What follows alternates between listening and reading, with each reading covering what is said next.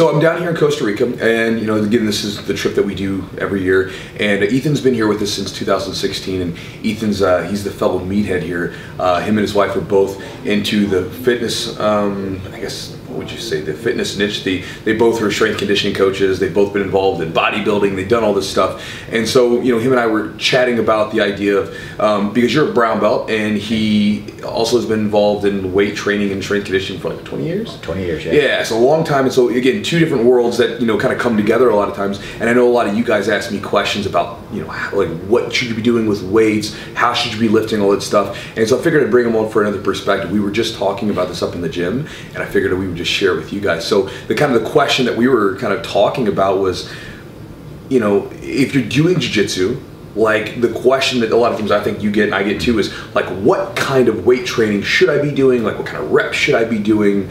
What sort of splits, which sort of, should I be doing hypertrophy? Should I be doing powerlifting? That kind of thing. So I mean, like, what is your thoughts on like, weight training for jiu-jitsu?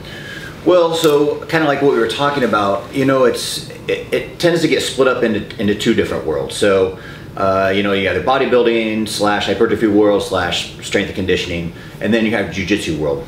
And a lot of guys are familiar with lifting weights, and as they, either from high school or college or whatever, and especially if they're athletes, and then they get into jiu-jitsu later in life and try to figure out how to marry those two together.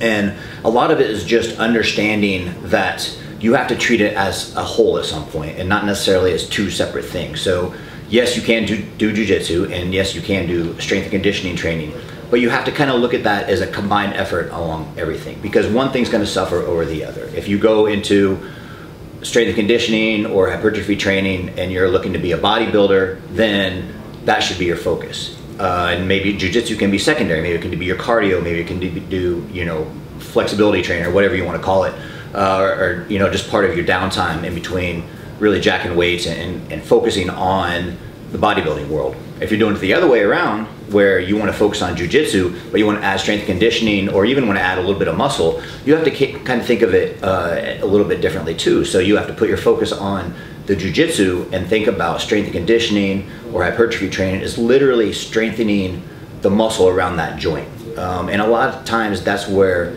things get a little bit convoluted is, they're used to, okay, bicep curls, bench press, squat, deadlift, whatever, and not really think about what they're actually trying to do, which is really try and strengthen the tissue around that joint in order to move more effectively and really prevent injury as you go on through life, especially as you're going over 40. I'm almost 45 years old.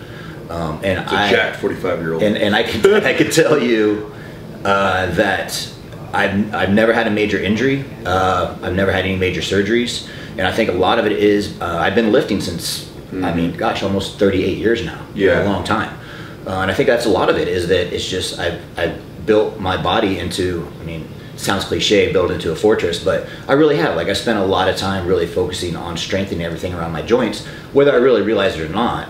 Right. And, it's like, guys, they get stuck in this, like, oh, I have to bench X amount of weight or whatever. For what? Like, for what reason? Yeah, and I think that kind of, like, that we were talking about, you kind of backpedal, and you alluded to this just a second ago with, like, why are you doing what you're doing, right? So if you're a jiu-jitsu guy, like, you want to lift weights. Well, great, you want to lift weights, but you're probably not going to be a bodybuilder stepping on stage. You're probably not going to be a world champion powerlifter. Right. Or if you are trying to be a world champion powerlifter, or you're trying to be a person that's a bodybuilder stepping on stage, you're probably not going to be a world-class competitor in jiu-jitsu. It's like you just can't do both like that. You have to give and take. And so I think that, what do you think? Like, I think it starts with setting your goals. Like, why are you doing all this stuff? And making sure that, like, okay, does this align with my goals, right? Like, if you're doing some crazy, like, if you're doing like some crazy powerlifting workout or some strongman workout, like I ran into this years ago because I got really big into powerlifting and strongman when I was in my mid-20s. I got up to like 255. I was lifting a bunch of weight, and I was like moving some serious weight, and I was just all into it. But I remember I would go into jiu-jitsu training, and first of all, big, so I'm like a turtle. Like I can't really move off my back.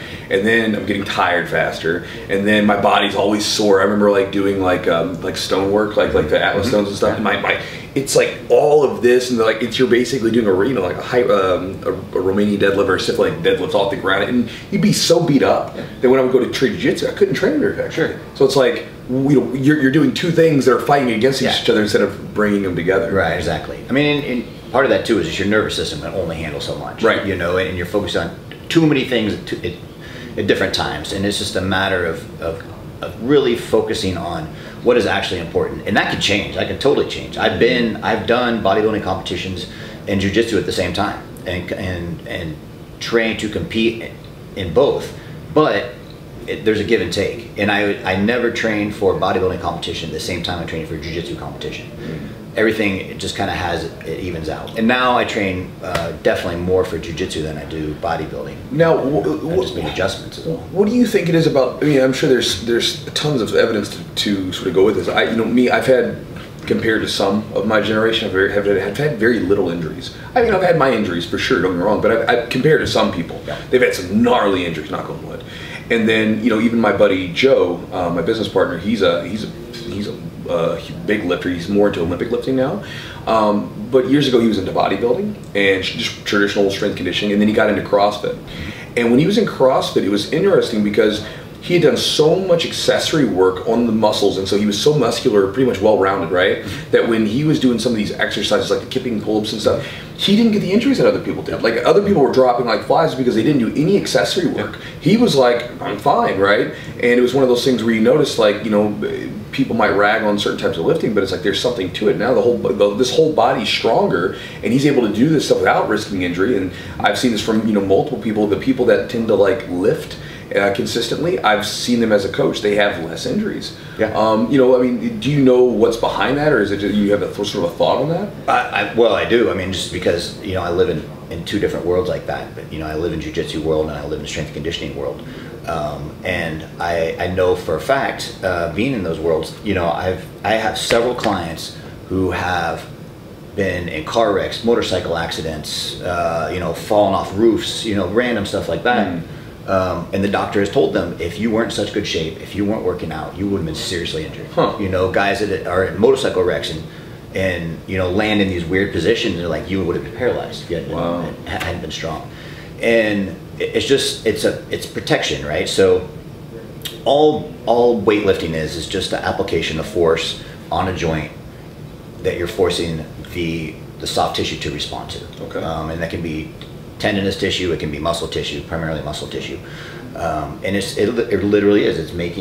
It's building a protection around that joint, right? So, and it's no different than anything else. Any kind of stress response in your body, whether it's mental or physical, if you add stress to your body will respond, hopefully in a positive way, where it makes you stronger.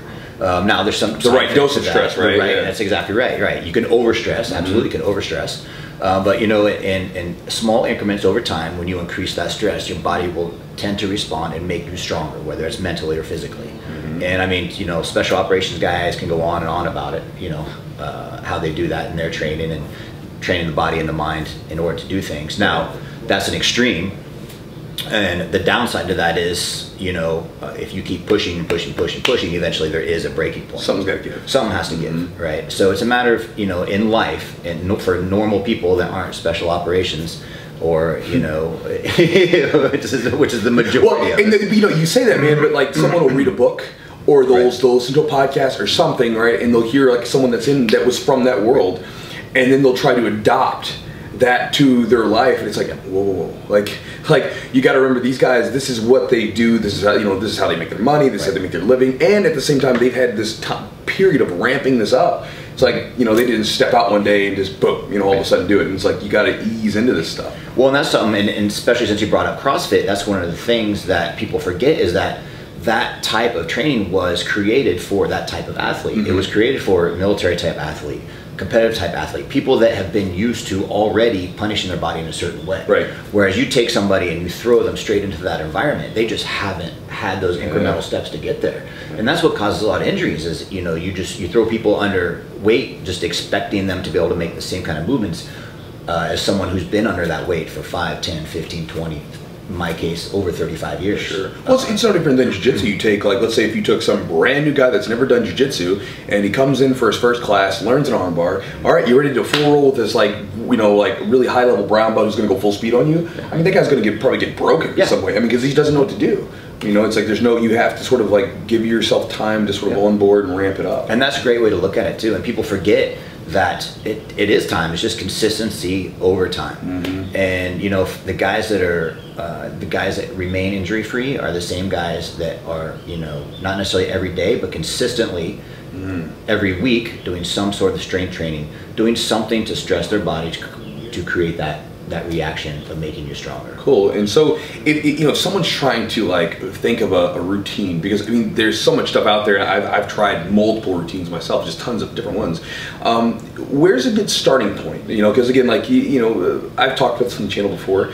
When you decide that, all right, I want to lift with some weights, I want to get into this world, I want to start doing this thing. Where's a good place to maybe start looking, or to maybe a good place to start with workouts or whatever? Any sort of tips on that? Well, so the one thing I recommend to people, especially people that have been weight training for a while or have at least some sort of knowledge in it, is pretty much forget everything you know and step backwards. Okay. And the only reason for that is because especially older guys are over 40, they learned how to lift probably when they're in high school. And odds are good that they learned how to bench press, shoulder press, and probably maybe squat. Bench press with the elbows out, like this. Behind the neck, shoulder press. Right. So basically everything that we know now is just destroys your body.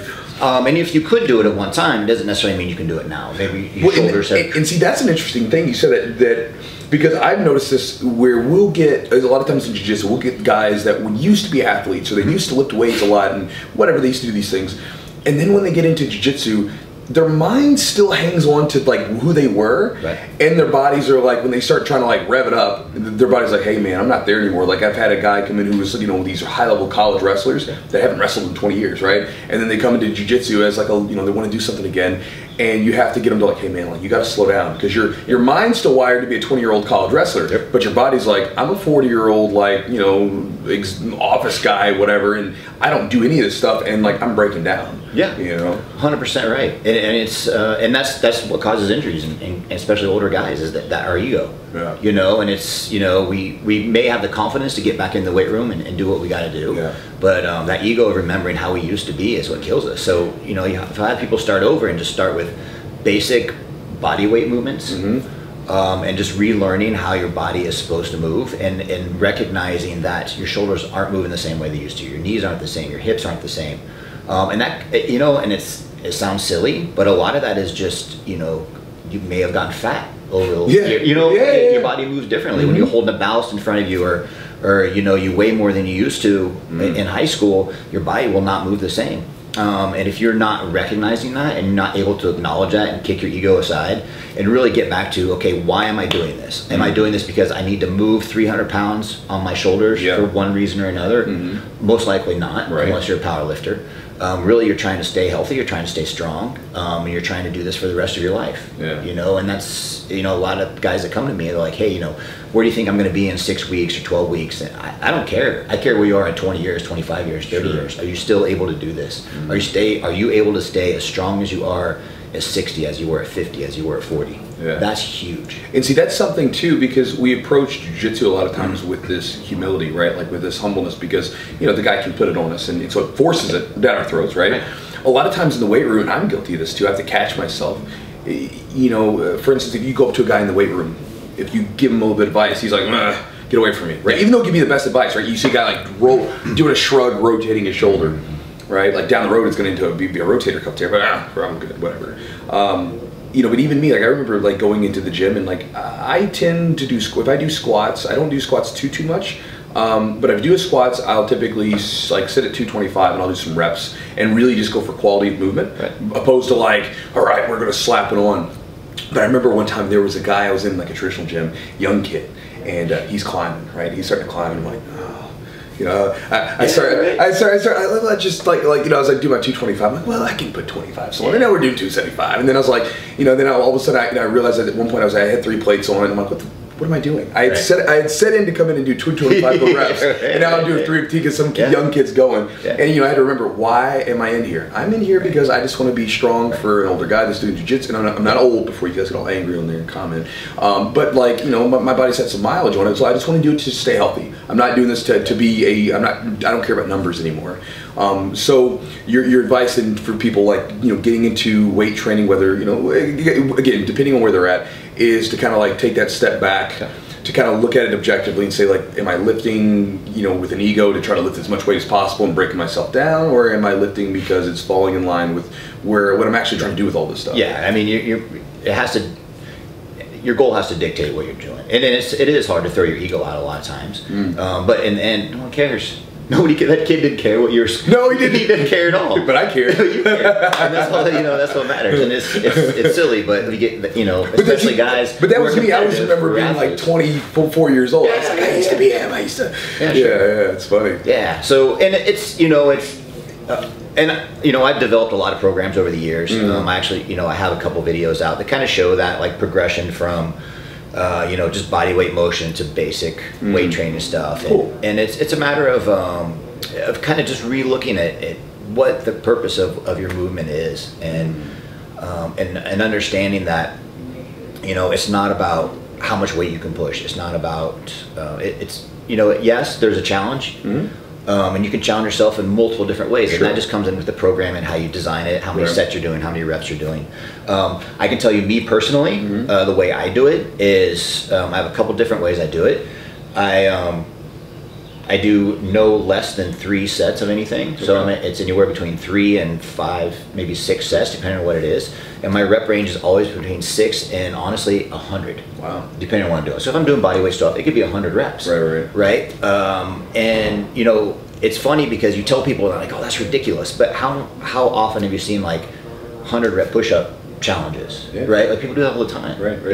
But when it comes to actually building it into a workout, they're like, well, that's ridiculous. Why would you do that? It's like, well, what? It's just a challenge. You're still stretching your body. You're still trying to make it stronger over time. Well, sure, because you can challenge yourself, and you can go higher intensity. You can go more volume. I mean, you can mess with the variables markers all over the place. And I think sometimes too we get locked into these like these damn templated versions of like you can only lift this way, you can only do this many sets, you can only do this many reps, it always has to be this way, when it's like, man, just every now and then throw all that shit out of the window, and just you still kind of have to enjoy it. You got to still, and you can play around with different stuff to keep it entertaining. Just like in jiu-jitsu class, you don't have to you can mix class up a number of different ways. You don't always have to do just full rolls. You can do situational rolling. You can roll with like limited submissions where you can only do chokes today. I mean, you can mix up the variables just to challenge yourself. You know what I mean? And you can do the same thing in the weight room, just like to mix things up, just because. Right. And it's, in the end, if you're going to be doing this for 25, 30, 35 years, you're not going to be doing 3 sets of 10 of the same 5 exercises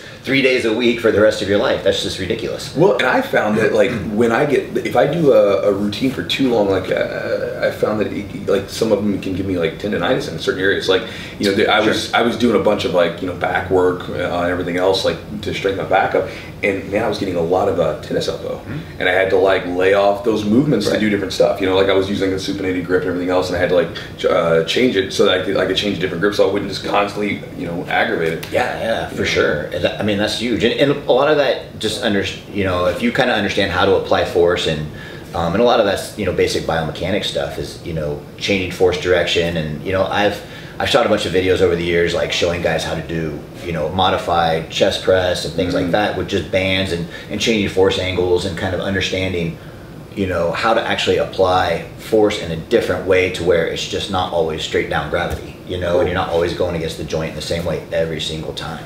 Sweet. Awesome. Well, cool, man. So, guys, if you would like to, I respect the guy. He's got a bunch of good information. So, if you guys would like to check out more from Ethan, just different stuff that he does, you can look down in the description box below. I'll put the links for his stuff. Like I said, he comes down here to the camp every year. We have a good time. He's a good role, and like I said, he's got a bunch of really good information out there. If you guys are interested in like weight training, and him and his wife, they both are involved in like dieting and stuff like that. So I know a lot of you guys ask dieting questions. They have a lot of good stuff on there as well.